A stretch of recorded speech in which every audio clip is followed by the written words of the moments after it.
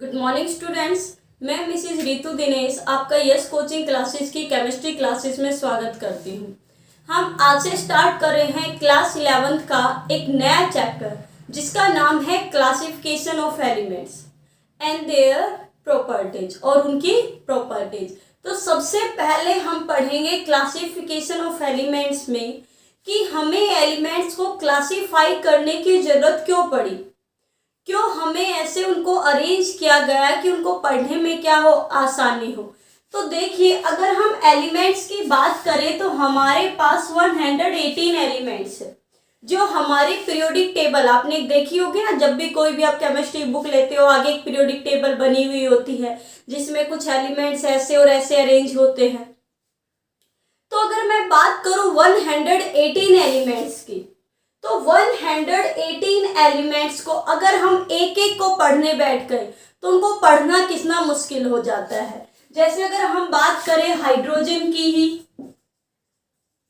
है ना, सबसे पहला यही है। तो इसकी वैलेंसी क्या होगी, इसकी फिजिकल प्रॉपर्टीज क्या होगी, यानी देखने में कैसा है, स्मेल कैसा करता है, ऑक्सीजन के साथ कैसे रिएक्ट करेगा, और अगर इसकी केमिकल प्रॉपर्टीज क्या होगी, किसकी केमिकल प्रॉपर्टीज क्या है, ये किसके साथ रिएक्ट करेगा, किसके साथ रिएक्ट नहीं करेगा, अगर रिएक्ट कर रहा है तो क्यों कर रहा है, नहीं कर रहा है तो क्यों नहीं कर रहा है, इसकी नेचर कैसी है, ये फ्लेमेबल है या इनफ्लेमेबल है। तो अगर हम एक एक एलिमेंट की एक एक प्रॉपर्टीज को पढ़ने बैठ जाए तो यही बहुत बड़ी होती है। तो ये तो एक एलिमेंट की बात थी। अगर मैं सभी एलिमेंट्स 118 एलिमेंट्स को अगर रीड करूं कि उसका साइज कितना होगा, उसका मेल्टिंग पॉइंट कितना, उसका बॉइलिंग पॉइंट कितना है, वो कौन सा बॉन्ड बनाता है, क्यों बनाता है, वो क्यों किसी के साथ रिएक्ट कर रहा है, वो क्यों किसी के साथ रिएक्ट नहीं कर रहा, रिएक्ट कर रहा है तो वो क्या बना रहा है, और ऐसा इसलिए वही क्यों बना रहा है, दूसरी चीज क्यों नहीं बना रहा, वो एनवायरनमेंट में किस किस के साथ रिएक्ट कर रहा है, किस मेटल के साथ रिएक्ट करेगा, किस मेटल के साथ रिएक्ट नहीं करेगा, वो मेटल है या नॉन मेटल है, उसका खुद का नेचर कैसा है। तो अगर हम ये सारे 118 एलिमेंट्स को अगर रीड करने बैठ जाएं तो हमारे लिए बहुत मुश्किल हो जाएगा।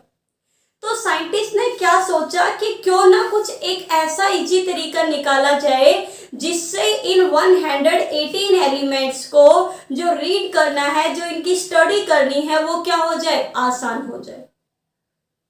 भाई, आप किसी किराने स्टोर पर जाते हो, आप उसे पैसे देते हो और ये कहते हैं हमें पार्ले जी दीजिए, तो आपने देखा होगा उस स्टोर में कुछ ऐसे रखता है वो, भाई यहाँ उसने पार्ले जी रखे हुए, यहाँ उसने 20 बिस्किट रखे हुए, बिस्किट का आपको अलग से मिलेगा, यहाँ आपको मार्ले और भी 20 है, 50 है, यहाँ आपको नमकीन बिस्किट में भी अलग अलग मोरले स्नैक्स अलग अलग आते हैं। तो आपको देखोगे आप बिस्किट में भी सभी बिस्किट की जो रैक है वो आपको अलग अलग मिलेगी। अगर आप साबुन खरीदने जाते हो तो उसकी रैक आपको अलग से मिलेगी कि यहाँ उसने लक्स रखी हुई, यहाँ उसने डिटॉल रखी हुई, यहाँ उसने लाइफ बॉय रखी हुई है, यहाँ और भी बहुत सारी साबुन है वो रखी हुई है। शैम्पू की बात करें तो आपको शैम्पू का एक अलग से मिलेगा। जैसे ही आप उस दुकानदार से कुछ मांगते हो, उसने देखा हाँ ये रैक किसका है, ये चीज यहाँ मिलेगी, तो उसके लिए कितना आसान होता है आपको सामान देना। बट अगर यही देखो वो बस सारी चीजें एक साथ ही मिला के रखे, पूरा ढेर रखे, फिर आप उससे बोलो पार्ले जी दो, तो क्या वो इतनी आसानी से दे पाएगा? नहीं ना। क्यों? क्योंकि उसने अपनी शॉप को इस तरीके से अरेंज किया हुआ है कि उसको पता है कि यह चीज यहाँ से उठानी है, यहाँ से देनी है, आपको आसानी से दे देगा। बट अगर वो उन्हीं चीजों को मिक्स करके रखे, बस ऐसे ही डाल दे, तो उसके लिए भी ढूंढना क्या हो जाएगा, मुश्किल हो जाएगा। तो साइंटिस्ट ने सोचा कि क्यों ना कुछ ऐसा तरीका निकाला जाए जिससे इनको जो रीड करना है, एलिमेंट्स को जो स्टडी करना है, वो क्या हो जाए, आसान हो जाए। उन एलिमेंट्स को स्टडी करना क्या हो जाए, आसान हो जाए, कि उसमें कोई भी प्रॉब्लम ना आए। तो अब ये तो नहीं कि हम जो पीरियोडिक टेबल, आज हमारी जो मॉडर्न पीरियोडिक टेबल है जो आप बुक में बनी हुई देख रहे हैं, ये अचानक से प्रकट हो गई, बस साइंटिस्ट ने सोचा और बन गई, ऐसा तो नहीं है। अलग अलग साइंटिस्ट आए, अलग अलग तरह की कोशिश की, किसी ने कुछ कोशिश की, किसी ने कुछ कोशिश की, और तब जाके एंड में हमारे लिए क्या तैयार हुई, एक मॉडर्न पीरियोडिक टेबल, जिसमें एलिमेंट्स को इस तरीके से अरेंज किया गया, उनकी प्रॉपर्टीज के अकॉर्डिंग अरेंज किया है कि सिमिलर प्रॉपर्टीज वाले एक साथ है और डिसिमिलर प्रॉपर्टीज वाले एक साथ है। तो चलिए अब हम पढ़ते हैं कि कैसे कौन कौन से साइंटिस्ट आए, कौन कौन से साइंटिस्ट ने कौन कौन सी कोशिशें की, अब हम वो पढ़ते हैं। तो चलिए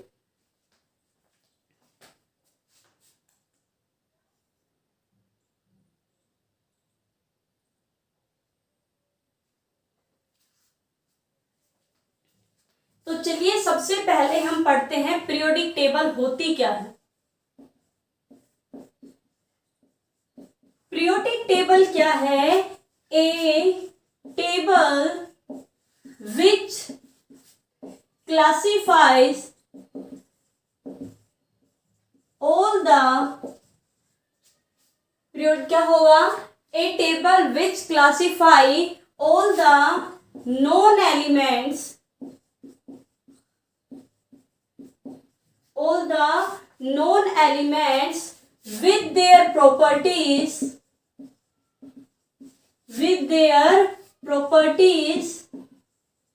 in such a way that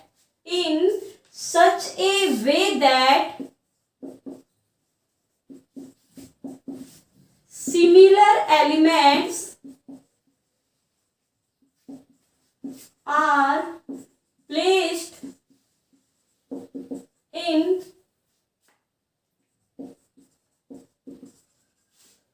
vertical column. Similar elements are placed in vertical column, की जो सिमिलर है उनको एक साथ रखा गया है। एंड डिसिमिलर आर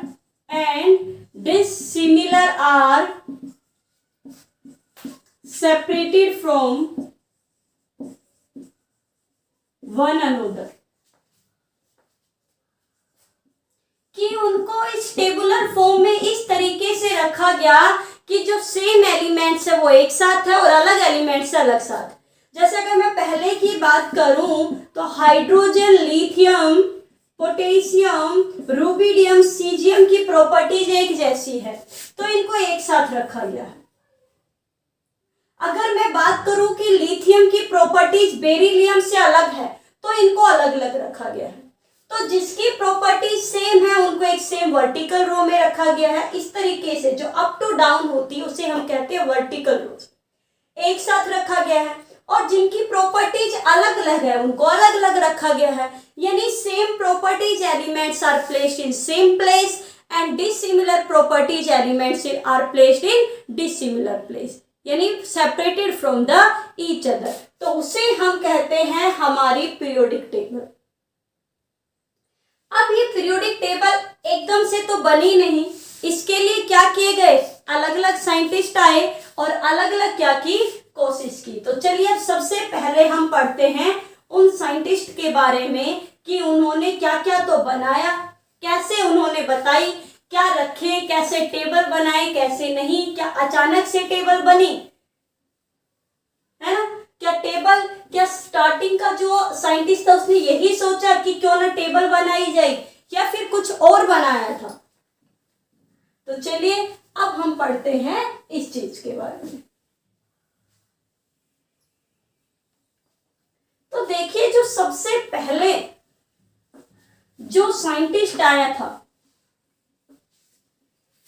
उसका नाम था डोबर्नियर। सबसे पहले जो कोशिश की थी वो की थी डोबर्नियर।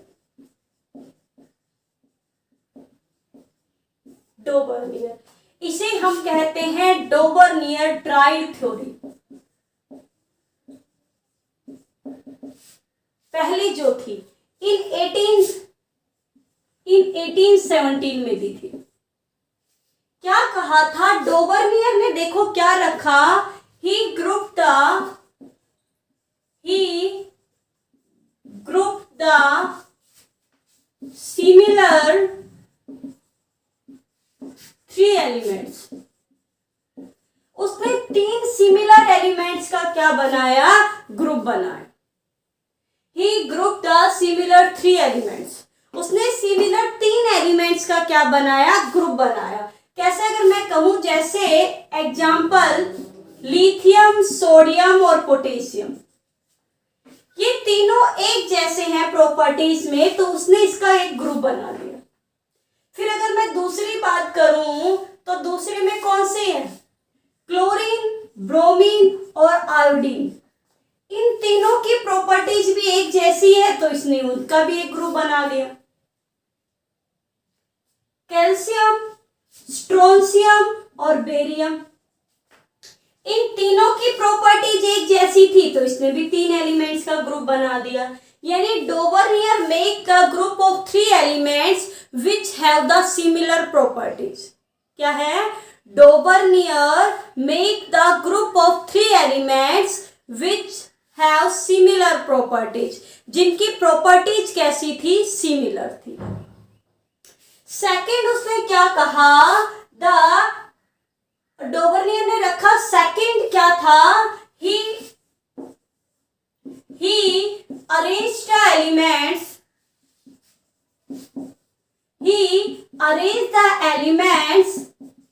according to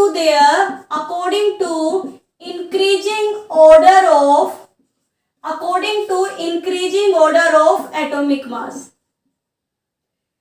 यानी उसने किसके अकॉर्डिंग रखा, एटॉमिक मास के अकॉर्डिंग रखा। किसके अकॉर्डिंग रखा, एटॉमिक मास के अकॉर्डिंग रखा। उसने जो अपनी बेसिक थी वो किसको बनाई, एटॉमिक मास को बनाई। सेकंड क्या कहा उसने, सबसे पहले तो उसने कितने एलिमेंट का ग्रुप बनाया भाई, 3 एलिमेंट का। कौन से 3 एलिमेंट का ग्रुप बनाया, जिसकी प्रॉपर्टीज कैसी थी, सेम थी। फिर उसने एक बहुत इंपॉर्टेंट बात कही थी, उसने कहा the atomic mass of middle element, the atomic mass of middle element is average atomic mass of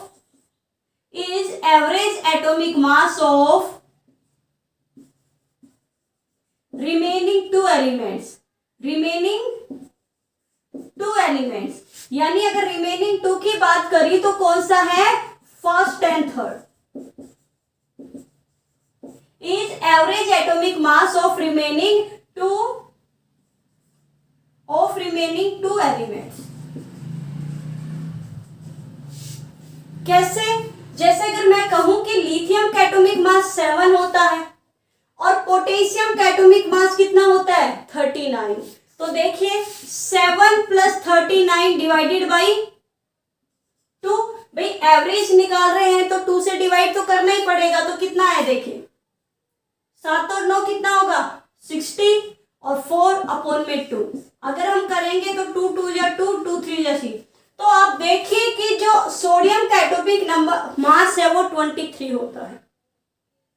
आप और भी किसी का भी निकाल लीजिए। तो क्या होगा, डोबरनियर ने सबसे पहले काम किया एलिमेंट्स को अरेंज करने का, 1817 में किया था।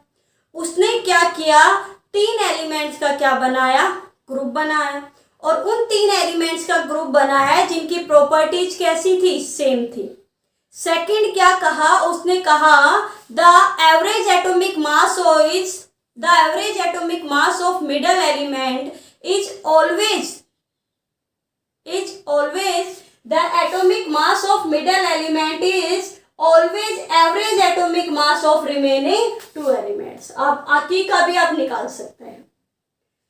तो चलिए, ये थी हमारी पहली थ्योरी। अब एक बात बताओ, ये थ्योरी क्या हो गई, फेल हो गई।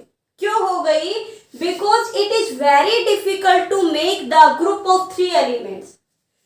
कि पूरे जो एलिमेंट्स है उसमें ये 3 का ग्रुप नहीं बना पाया। कुछ एलिमेंट्स तो थे कि जिनका 3 का ग्रुप बन गया, बस ये 3 या 4 ही ग्रुप ऐसे थे जिनका ग्रुप बन गया, बट बाकी एलिमेंट्स का जो ग्रुप है वो नहीं बन पा रहा था। इसलिए थ्योरी क्या हो गई, फेल हो गई। क्या लिखेंगे, drawbacks, it is very difficult to make the group of 3 elements of all elements. सभी एलिमेंट्स के 3 का ग्रुप बनाना क्या हो गया, मुश्किल हो गया, नहीं बन पाया। इसलिए थ्योरी क्या हो गई, फेल हो गई। गई तो भाई बाकी साइंटिस्ट भी तो बैठे हैं, वो भी क्या करेंगे, उनमें से भी किसी ने कोशिश की, चलो डोबरनियर ने की तो सही, पहली कोशिश तो की अरेंज करने की, लोगों के दिमाग में, साइंटिस्ट के दिमाग में बात तो आई कि इन एलिमेंट्स को भी हम क्या कर सकते हैं, अरेंज कर सकते हैं, कोई ना कोई तो तरीका होगा जिससे इनको क्या किया जाए, अरेंज किया जा सके। तो चलिए अब हम पढ़ते हैं सेकंड साइंटिस्ट जो था न्यूलैंड। कौन था? न्यूलैंड। तो आपको अच्छे से समझ में आ गई होगी ये चीज। हाँ, कई बार आपसे पूछा भी जाता है कि कौन कौन से एलिमेंट्स का डोबरनियर ने ग्रुप बनाया था, तो ये 3 ग्रुप है, आपको ध्यान रखने। आपके कॉम्पिटिटिव में कई बार ये चीज पूछी जाती है।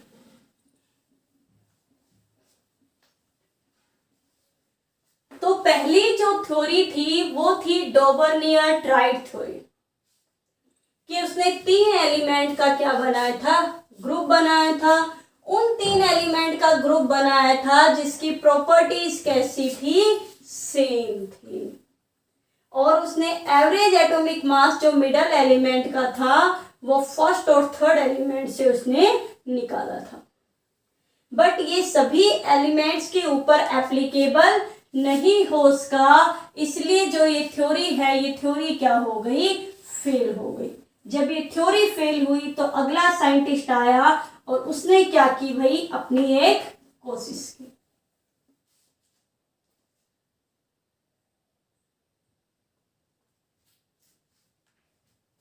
चलिए, तो अगला जो साइंटिस्ट था वो था न्यूलैंड। इसे हम कहते हैं सेकेंड थ्योरी को न्यूलैंड लॉ ऑफ ऑक्टेव्स। जैसे ट्राइड में क्या था, ट्राई था, उसका मतलब 3 एलिमेंट, तो यहां ऑक्ट, ऑक्ट का मतलब आप लोगों को पता है 8 एलिमेंट। ये थ्योरी दी गई थी 1865 में। कब दी गई थी? 1865 में। उस टाइम नोबल गैसेस की डिस्कवरी नहीं हुई थी भाई। तो न्यूलैंड ने क्या किया, न्यूलैंड ने सबसे पहला काम किया, he place the elements according to their atomic mass. Newland ने जो एलिमेंट्स को अरेंज किया वो उनके एटॉमिक मास के अकॉर्डिंग अरेंज किया, कि एटॉमिक मास इंक्रीज हो रहा है उसके अकॉर्डिंग अरेंज किया। Second, Newland says that every 8th element repeat its properties, कि हर एक जो 8th एलिमेंट है वो अपनी प्रॉपर्टीज को क्या कर रहा है, रिपीट कर रहा है। तो सबसे पहले न्यूलैंड ने क्या किया, he placed the elements according to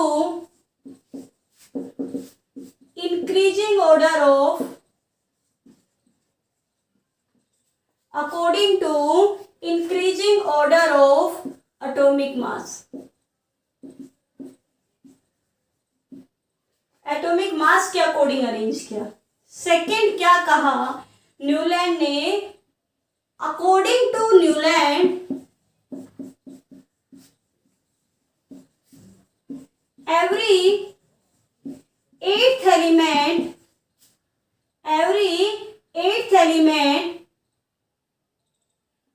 element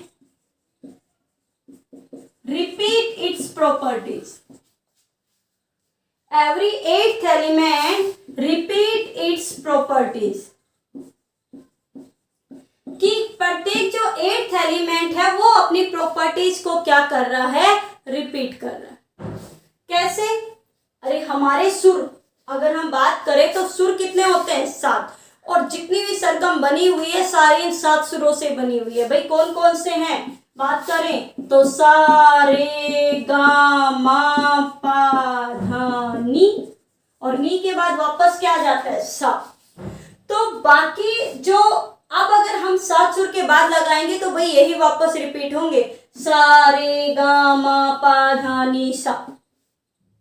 तो ऐसे ही न्यूलैंड ने क्या कहा कि जैसे सरगम के 7 सुर में वापस फिर वो रिपीट होते हैं 8th के लिए, वैसे ही एलिमेंट्स है, अगर उनको अरेंज किया जाए तो जो आठवां एलिमेंट होगा वो अपनी प्रॉपर्टीज को क्या करेगा, रिपीट करेगा। क्या करेगा, रिपीट करेगा। जैसे अगर मैं कहूं lithium, beryllium, boron, carbon, nitrogen, oxygen, fluorine, उस टाइम किसकी डिस्कवरी नहीं हुई थी? 1865 तक नोबल गैसेज की डिस्कवरी नहीं हुई थी, तो हमारे पास वो एलिमेंट्स भी नहीं मिलेंगे, नियोन नहीं मिलेगा। तो नियोन के बाद क्या आएगा, क्या आएगा भाई, सोडियम। 12 पे क्या आएगा, मैग्नीशियम। 13 पर क्या है, एल्यूमिनियम। थोड़ी ऊपर बना दूं, शायद आप लोगों को नीचे का बोर्ड अभी दिखाई नहीं दे रहा है।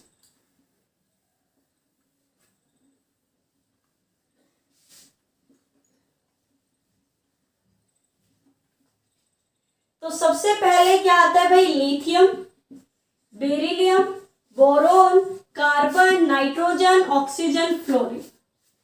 फिर क्या आता है, sodium, magnesium, aluminium, silicon, phosphorus, sulphur, chlorine. Chlorine के बाद क्या आएगा, आर्गन, डिस्कवरी नहीं हुई थी। उसके बाद क्या आएगा, पोटेशियम, और उसके बाद क्या है, कैल्शियम। अब देखिए, अगर मैं ये कहूं ये मेरा पहला एलिमेंट है, तो 1 2 3 4 5 6 7 8, यस, लिथियम से 8th एलिमेंट कौन सा है, सोडियम। तो जो प्रॉपर्टीज लिथियम दिखाएगा वही कौन दिखाएगा, सोडियम दिखाएगा। जो प्रॉपर्टीज लिथियम शो करता है वही कौन शो करेगा, सोडियम शो करेगा। अगर मैं बात करूं बेरिलियम की, तो बेरिलियम से 8th एलिमेंट कौन सा है, देखिए 1 2 3 4 5 6 7 8। तो बेरिलियम से कौन सा 8th एलिमेंट है, मैग्नीशियम। तो जो प्रॉपर्टीज बेरिलियम शो करेगा वही कौन करेगा, मैग्नीशियम शो करेगा।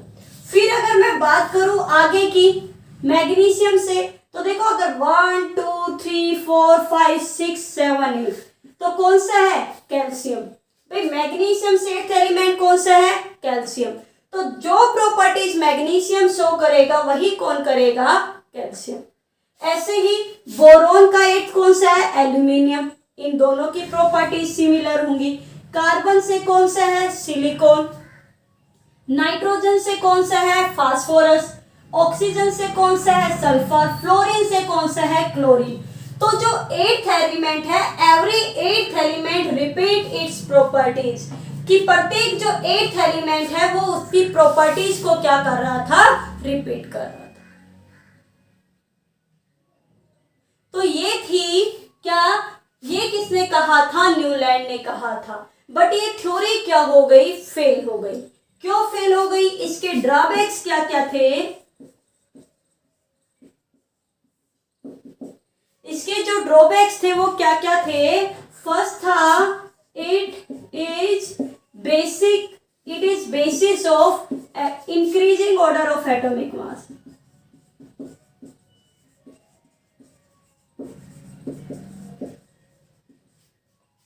कि किसके ऊपर थी, एटॉमिक मास के ऊपर। सेकेंड, इट इज एप्लीकेबल, यहां आपको दिखाई नहीं दे रहा होगा इसलिए बोल देती हूं, it is applicable only up to the calcium. ये रूल सिर्फ कैल्शियम तक लागू था, और बाद में जब नोबल गैसेज आई तो भी ये थ्योरी क्या हो गई, फेल हो गई। तो ये थे इसके ड्रॉबैक्स, कि केवल ये कैल्शियम तक एप्लीकेबल था, उसके बाद के एलिमेंट्स के लिए ये चीज एप्लीकेबल नहीं थी, इसलिए ये थ्योरी भी क्या हो गई, फेल हो गई। तो भाई अब आएंगे और साइंटिस्ट, वो भी अपनी क्या करेंगे, कोशिश करेंगे।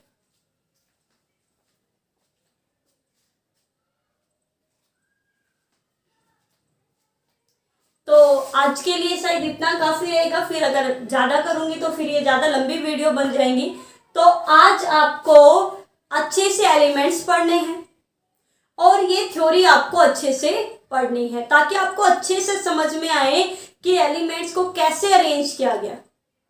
तो अब हम मिलेंगे नेक्स्ट वीडियो के साथ नेक्स्ट क्लास में, तब तक के लिए आप पढ़ते रहिए। Thank you.